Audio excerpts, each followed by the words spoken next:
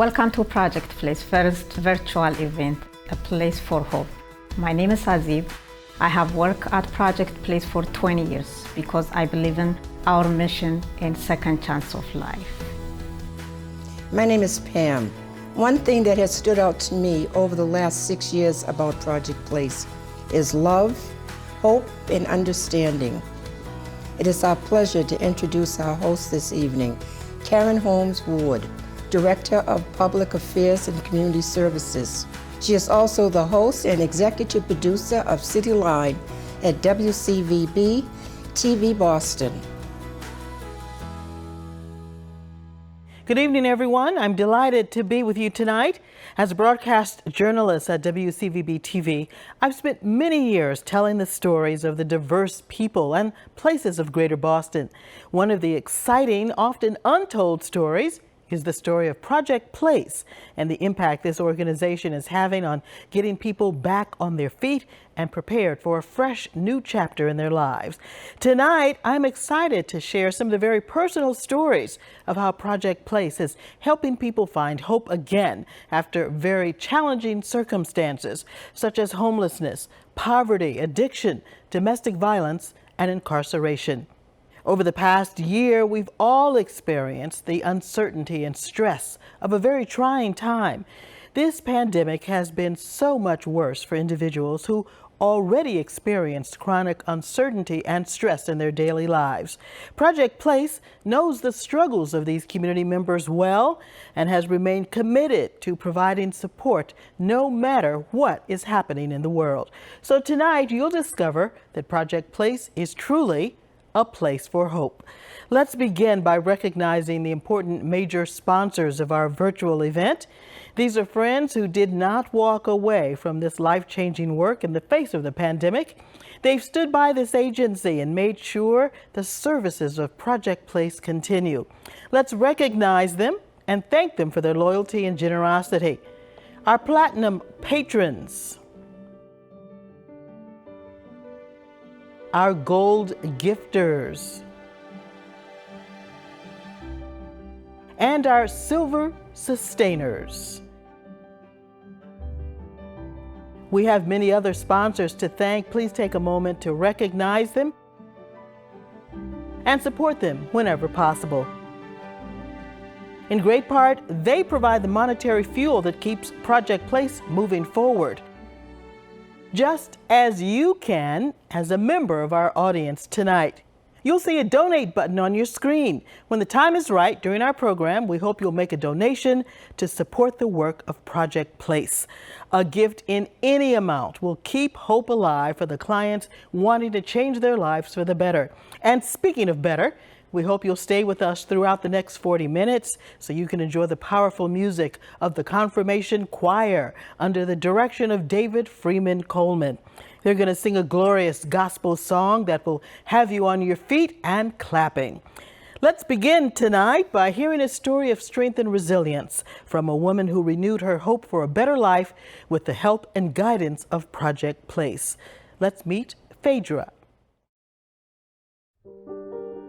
Before I faded into addiction, I had everything. I grew up with mom and dad in the house. Everything was sort of idyllic. In fact, I was talking to my daughter last night about Cabbage Patch Kids, and I was I was around for that whole craze, and I bring it up because it symbolizes to me the abundance that we had, because I had like 30 Cabbage Patch Kids or something. I loved school. I loved being graded. I loved being validated that way. I got a master's degree. I had a great job in publishing when I lived in New York at the time, and my mom got sick and I moved back to Massachusetts to take care of her. And I left my job in publishing and I sort of languished for a year while my mom progressively got sicker and sicker until she passed away. I think that's what started things. I mean, I was always a big drinker. I was always a partier, work hard, party hard. But I think that's where things started to slip away. So the program that I did at Project Place was the Work Ready program. I knew I wanted to do some kind of job training, something that was going to help me segue back into the working world, because my goal was to get my daughter back in my life. And to get my daughter back in my life, I had to have a roof to put over her head. I had to have a car to get her to and from school. I had to have money to put food in the fridge for her. I just needed to get legitimate again as quick as possible, but do it in a way that wasn't going to disregard everything I'd been through, disregard the fact that I am an addict and that I am in recovery. And that was the great thing about Project Place, was that those things kind of intersected. I felt lucky to have gotten Pam as a counselor. She just struck me as like Black beauty, Black excellence. That was important to me, to have role models that look like me. It helps me visualize where I'm going. While I was still really engaged in the programs, I worked at Coops. I made fudge. It was such a great experience because, number one, it taught me that I can get up every day and go to a job and I can put my back into it. It reminded me that I have a really strong work ethic, that no matter what the task is that's put in front of me, I'm going to sort it out and figure it out. And it also reinstilled a little confidence. All of that laid a foundation for me to be more comfortable doing job search and trying to find something that was going to fit for me. We did a whole week during the work readiness about job interviews. They had someone come in and interview us. And that was the most nerve-wracking experience, but it was so great because, I don't know, it's like riding a bike, I guess. You just slip back into what you know and you feel comfortable. But getting to the place to feel comfortable, that was invaluable. I ended up getting a job in recovery. I work at a residential treatment program for women and children, and it is really difficult every day, but it's really rewarding, and I can't imagine doing anything else. Everything that I've done before doesn't look like what I'm doing now, but it all makes sense to me somehow. Project Place was that bridge. It bridged the gap of that 10-year absence from the workforce. It bridged my skills. It helped me get my confidence back. I always had this idea of what my life was supposed to look like. I always had this idea that I could make it be the way it was supposed to be. And I worked in a fudge factory. That wasn't what I thought I was going to do. That wasn't me shaping my life. That was something else shaping my life. And Chucky, in being my romantic interest, being my fiance, being my man, that wasn't what I thought it was going to be. It came at the right time because I was in a place where I wasn't trying to shape my world anymore. So I just let it happen. And it turns out that even when something isn't what you want, it might be what you need. It's become everything to me. He's the kindest man that I've ever known. He's so good to my daughter, and I love him. I just want to be resilient, and just be resilient in the face of life, because that's the thing that I was missing before. And I want to teach that to my daughter. I want to teach her that life's going to happen, and it's not always going to be great, but we don't have to break because of it. Whatever you think you're going to get out of your recovery, it can be so much more. So my words of advice to people in Project Place right now is to take every opportunity put in front of you, whether you think it's right for you or not, whether it's something you think you're going to thrive at or you're going to throw it away later. Take every opportunity that you have, because you don't know what piece of it is going to change your life. You don't know what piece of it you're going to take forward into the next chapter of your life. So take everything that's laid out in front of you, be open-minded, be vigilant, be curious, and have a good time. Thank you, Phaedra. Your strength and wisdom inspire us all. And I hope you're as moved by Phaedra's story as I am, and I hope that this is the moment that you decide to help others like Phaedra create transformative change. That foundation for recovery and resilience is found just inside the doors of Project Place. With your help tonight, Project Place can continue to meet the growing needs of the community. And here's how your dollars can help. A gift of $25 will support a client with transportation to their new job. A gift of $50 will help a client purchase a professional outfit for a job interview. A gift of $100 will provide a newly housed individual with sheets, pillows, dishes, and other essential household items. And a gift of $250 will give a client access to technology to participate in remote classes, workshops, and their job search.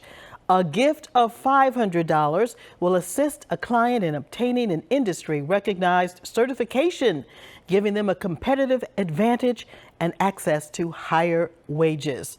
What can you give to help another person less fortunate in life's circumstances find a new start at Project Place? I'm asking you to give whatever you can, and I want you to know that every dollar will make a difference.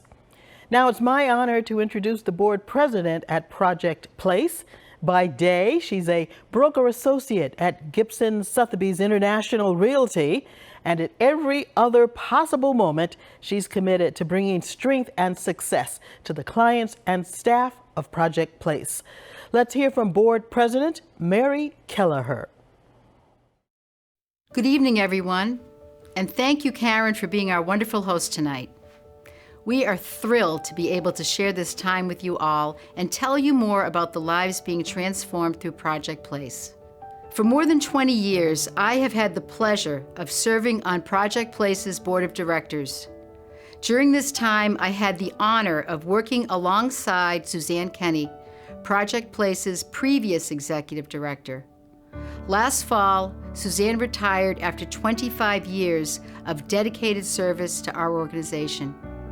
Her contributions to the community have altered the course of thousands of individual lives, helping people build brighter futures for themselves and their families through stable employment and housing. As the neighborhood and city have evolved, so too have the needs of the community. In response, our agency has adapted, grown, and developed best practices to meet the challenging social issues that impact marginalized communities. Looking to the future of Project Place, we are excited for Erin Manning's leadership as our new executive director. As our former director of education, Erin had already proved herself to be forward-thinking, committed to our mission, and skilled at bringing out the very best in people. Erin started her new job in the midst of the COVID pandemic and found herself navigating the uncertainty of this time. How she has met the moment with calm and compassion has been truly remarkable. Erin keeps our clients and our mission at the heart of all she does. She empowers our amazing staff as they work together to make an impact on our clients' lives every day.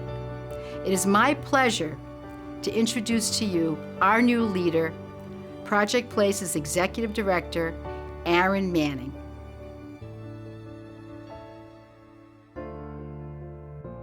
Good evening. I'm honored to stand before you as the Executive Director of Project Place.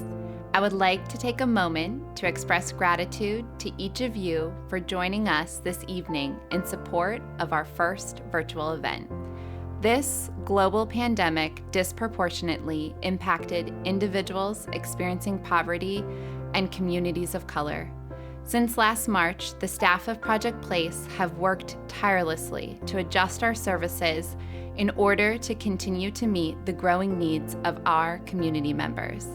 We have hosted virtual workshops, invited clients to meet us for remote learning, connected individuals with employer partners, and provided stabilization supports around recovery, mental health, and housing. As we all begin to adjust to the new normal, we will continue to utilize virtual platforms and provide access to technology to address the digital divide. This will increase the accessibility of our programs and services to those who need us most in Greater Boston and beyond. Despite the compounding barriers our clients have faced throughout the pandemic, we have been reminded of the resilience of the human spirit. Each day, we have the opportunity to work alongside and learn from individuals like Phaedra, who remind us that transformative change is possible. As a society, we are experiencing a sense of collective exhaustion and grief from the violence, inequity, and systemic racism that plague our country. At this moment, I would like to remind you of the importance of communities like Project Place that lean into the crucial work necessary to continue to move forward, steadfast and determined to create a more equitable and compassionate future. Your support this evening will allow us to continue to meet the needs of the 1,500 individuals who will cross our threshold this year. Tonight, we look forward to sharing their stories. Let's hear from some of the voices that truly make this a place for hope.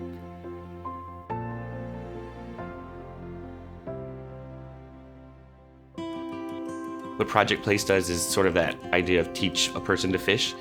It really focuses on building the skills of the people in the community. And I think the fact that they've been around so long and kind of reiterated their mission and their plan and their programs is really what stands out in the community. We know that to make change, it takes time and there will be setbacks, and we're here for our participants for the long haul and duration that most other agencies will not. And I think we're really committed to that, and that makes us stand out. The clients we serve, they show up here asking for help, which is the biggest and hardest step. And then to be able to see them go through programming, and while we're doing our tracking of retention to see what they're at the next 2 years, to hear that they've been housed, have a job, have families, I think is really rewarding. The most rewarding part of my job at Project Place, I would say the smiles that we get from the clients, and just helping the people that come to us and getting them to where they need to be. Seeing those just little breakthrough moments when they realize that they can do something on their own, it's that day-to-day sort of reward that I really appreciate. Seeing the growth of the clients from the time they come in, they're a little concerned, lack confidence, and when they leave, they could run the place. I would say our community is obviously very welcoming, definitely supportive, understanding, collaborative. It's just such a dynamic, great group of people to work with, and I'm sure everyone, you'll hear them say this is family, and it is. The community isn't just our case managers and our staff, but it's also our clients and our alumni. So when new clients are coming into the building, it's just like such a palpable feeling, like they can feel that they're a part of that team. There's a huge belief in that. We have a lot of folks coming with various backgrounds, experience, and it all works. Some of them have been incarcerated, some have been out there in the streets, and they know exactly how our clients feel. So, I mean, that's a key point, in understanding what our clients are going through. We deal with people coming out from homeless shelters, people coming out of corrections, but everyone that works here are all welcoming. We try to get to know who you are. Throughout Project Place, we really work with the individual. The community that develops here is very close.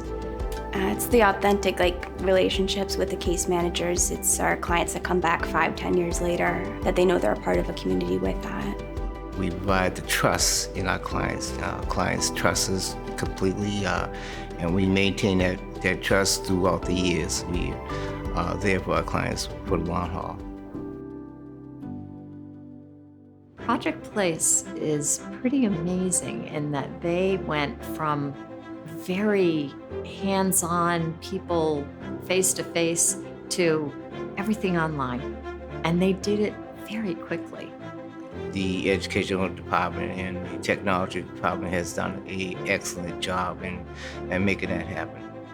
We've been able to rebuild community with a mix of our virtual programming, but also now in person. We've been able to provide more of a humanity face to being able to have this work done. Not just from virtual teaching, but also our outreach and utilizing our partners and letting everyone know that we're here. I think too, it's shown us all the possibilities. So I think there's a lot of things that we didn't think we could do and we've done, and it shows how creative our staff are, how strong our staff are as a team. And I think that part of that is because of the dedication and the persistence and the compassion for their clients, that they want to make sure that their clients are safe and well. And part of that is making sure that our programs have been open and consistent. Our clients know that no matter what, we're there for them. And I think that gives all of us hope. And we want to say thank you to all the staff at Project Place who shared the pride that they have in their work. Each one of you make your own unique contribution that, when put together, forms a brilliant mosaic of commitment and dedication. We are so grateful for your efforts every day. To tell us about his commitment to building a better life, here is another grateful client of Project Place. We want you to meet Brian.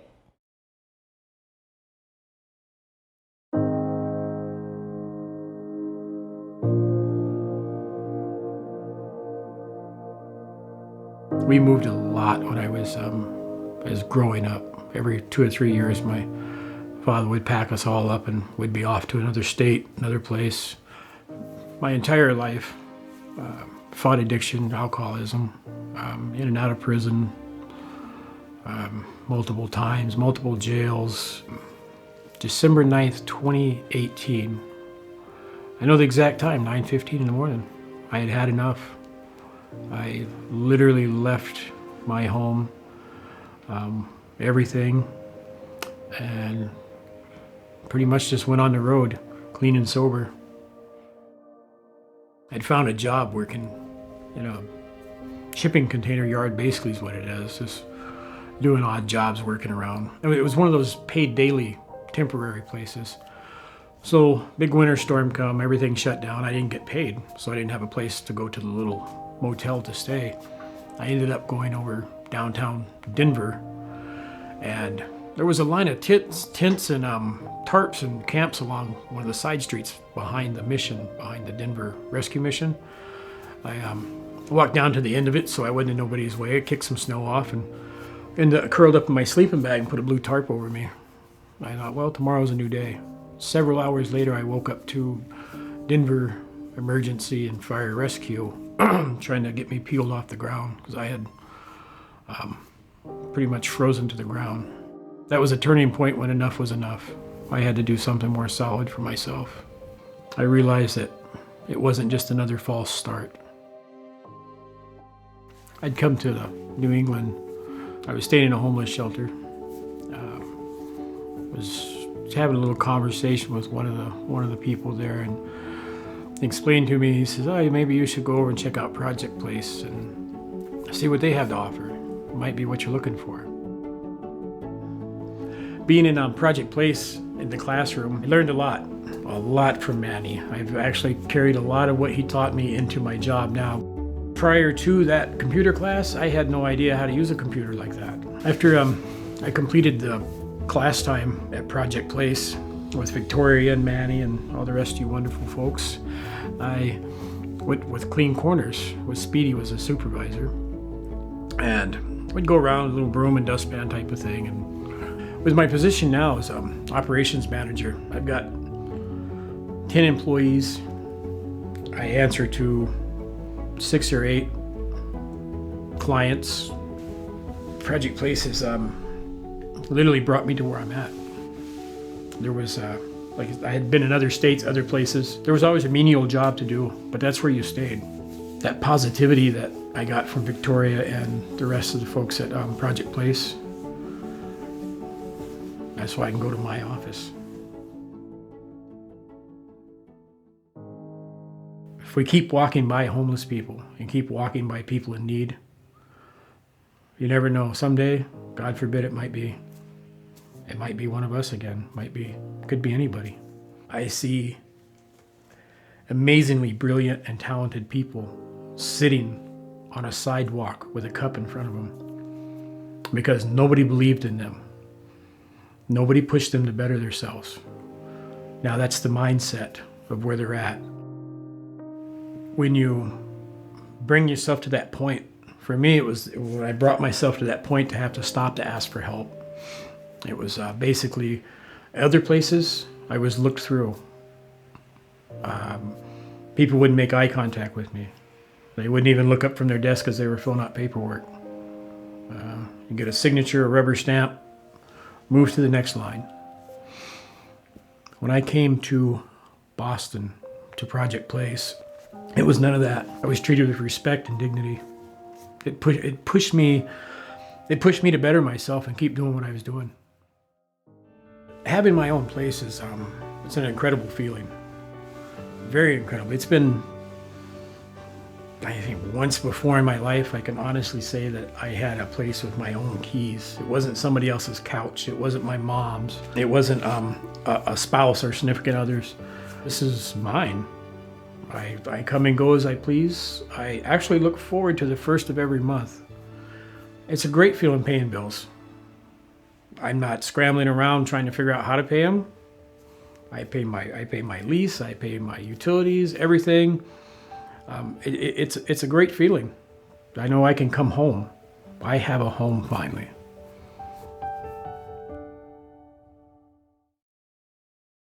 Thank you, Brian, for opening your home and your heart to us.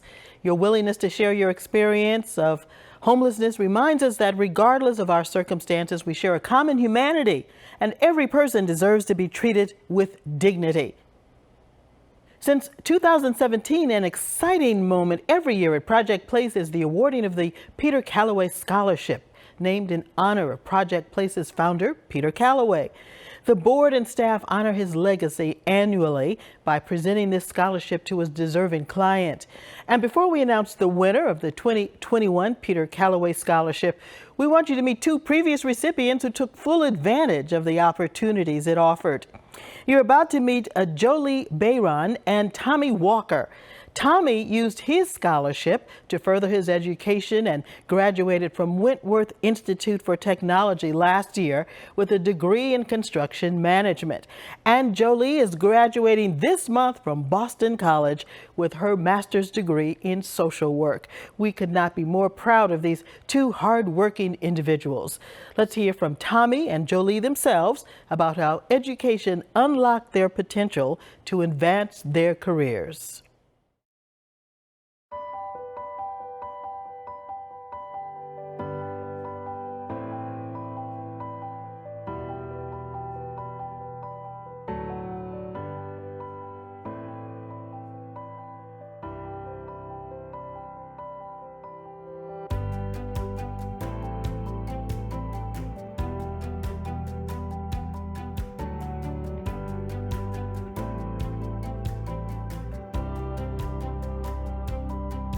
For me, I got the scholarship and I know what it did for me. How did that help you? So going to Boston College and then earning my MSW, I did my internship here last year. Oh, nice. Yeah, it was awesome. I had a great experience working with Beth in reentry, and I was offered a job here. And what about you? I ended up enrolling at Wentworth Institute of Technology in the bachelor's program and was working full-time, going at nights. And due to my time here, I believe it was Aaron reached out and was like, hey, we're doing the Peter Calloway Scholarship and we'd love you to be the first recipient. And I was like, oh my God, that's amazing. And then she dropped on me oh, you're gonna have to talk in front of 400 people. And I was like, that doesn't sound amazing. But it was awesome. It was great. And what it did for me, so at the time, basically afford to do 2 classes a semester. And it was just looking ahead, this is gonna take me so long to do. And with the scholarship, that allowed me to take 2 extra classes that semester. So literally, I shaved off a semester. And for me, that was huge, right? Because that's time that I can spend at work with my family, being home at night and being with my daughter, right? Instead of being at school. And I was so grateful for that. It really, really, really helped me. Yeah, I totally agree. I know that the scholarship especially helped me because I needed to take summer courses, and that helped me be able to graduate this May. Without it, I would have been almost an extra year going to school. Same definitely. Here. Yep. Yeah, and education has totally changed my life in so many different ways.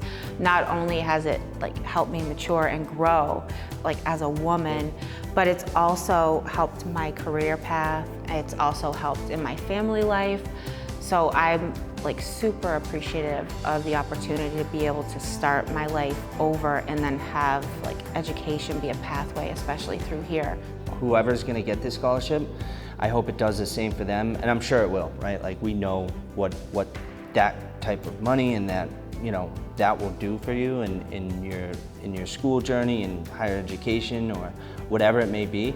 So whoever gets this, I'm sure they'll use it and it will benefit them greatly. Like, we're two perfect examples of that. Definitely. I mean, they can see that how many doors were open for us just by being able to have this scholarship and using it to get our education, to graduate, and then now we have jobs that are rewarding, and we're able to take care of our families, and we're living a good life. Absolutely. And we are happy, and it's the scholarship has had so much to do with that, and I really am looking forward to seeing what this person will do with their opportunity when they get the scholarship. And hopefully next year they're sitting here with us. Yeah, right. And we can talk. We can all about talk together. Exactly. Thank you, Tommy and Jolie, for sharing your gratitude with us. And I'm excited to announce that this year's winner of the Peter Calloway Scholarship is Michael Skinner. We hope you'll join us next year at the Open Door Gala on May 12th at the Cyclorama to meet Michael and hear from him about how he has used this gift to further his career. So now let's bring back Erin Manning to recognize those who have made this evening possible before our performance from the Confirmation Choir. I'm reminded every day that we do not do this work alone. I would like to extend my heartfelt gratitude to the Board of Directors who generously dedicate their time, expertise, and resources to our agency. To the event committee members who helped make our first virtual event a success, thank you for rising to the occasion. To the sponsors of tonight's event, I am grateful for your partnership in working to end homelessness. Thank you for helping our community members find jobs, housing, and hope in 2021. As we look towards our finale with the Confirmation Choir, I want to remind you once again that your generosity is key to the continued success of Project Place. This work cannot continue without you. Tonight, we're asking for your help to provide a fresh start for people who have faced incredible adversity and yet hold on to hope for a better future. Please hit the donate button now to join Project Place in their work to end the cycle of homelessness and poverty for hundreds of individuals each year. You will be building transformative change for individuals, their families, and our community. And now for our finale, we're bringing back a tradition that rocked the house at Project Place for years, music from their annual gospel brunch. Yes, we can make it better, and here is the Confirmation Choir to sing it out loud. Thank you so much for joining us virtually tonight to support Project Place, a place for hope.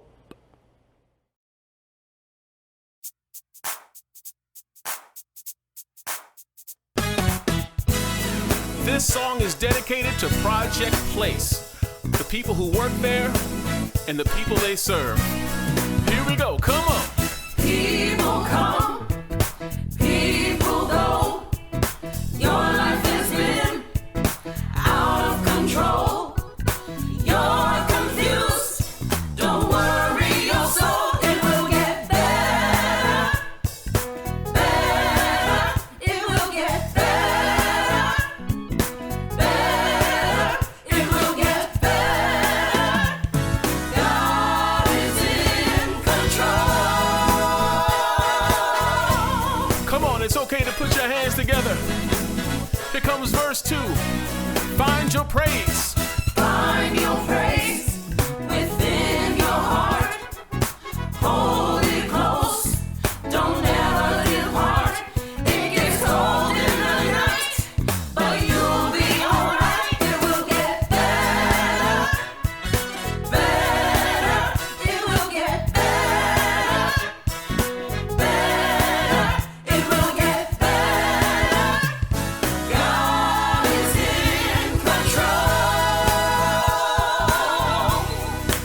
Come on now, the song says, whatever state I find myself in. Here we go. Whatever state I find myself in, I've learned how to be secure, knowing that God will supply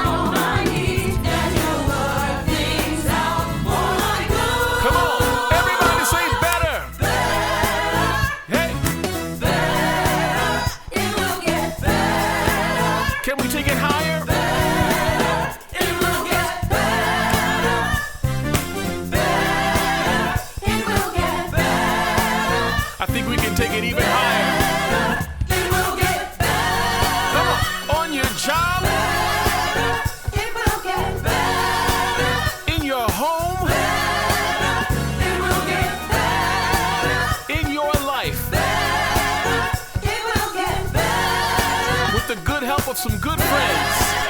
It will get better. Better. It will get better. God is in control. Come on, put your hands together. It's okay. Come on.